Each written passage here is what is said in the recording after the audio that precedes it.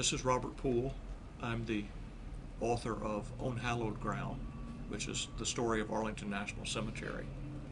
When I was writing this book, I went into it thinking that I would treat Arlington as if it were a person, as if I were writing a biography of a person. So the birth, if you want to call it that, is 1861, and the story continues today. I try to bring it right up to the present with the wars in Afghanistan and Iraq and recent developments at Arlington. So it has a personality.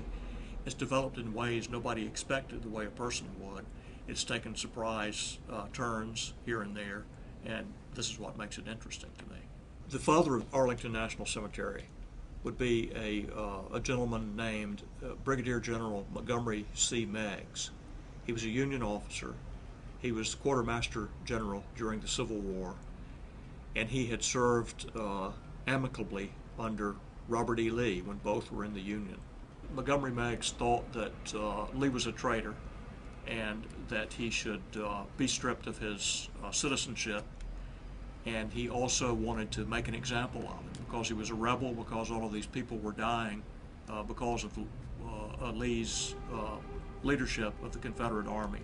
So he not only made Arlington, Lee's family home, a national cemetery, he insisted that the burials be placed right up to the door. He wanted them to, Meigs's phrase, he wanted the graves to encircle the mansion. There was a state funeral for President Kennedy in November '63 at Arlington. It was nationally televised, which is the first time anyone had ever seen a funeral for a president. So it brought us together as a nation in many ways. It also, as a practical matter, changed Arlington completely. After that year,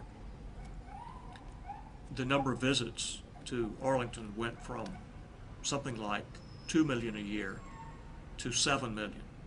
They couldn't keep gravel on the walks around the Kennedy tomb. People were stealing bits of gravel to take home with them as souvenirs. Overnight, literally, that one event, the death of a president, the funeral of a president, had long-term consequences at Arlington National Cemetery. You might see in section 60, you can see the effects of our current wars in Afghanistan and Iraq. That's where most of the burials from Iraq and Afghanistan wars are going. You can find a cemetery of the U.S. colored troops. These were black people, many of them were former slaves. They joined the Union Army. They fought in segregated units as the U.S. colored troops, and they helped turn the tide of war in the Union's favor when they went to fight for not only the Union, but they were fighting for their freedom.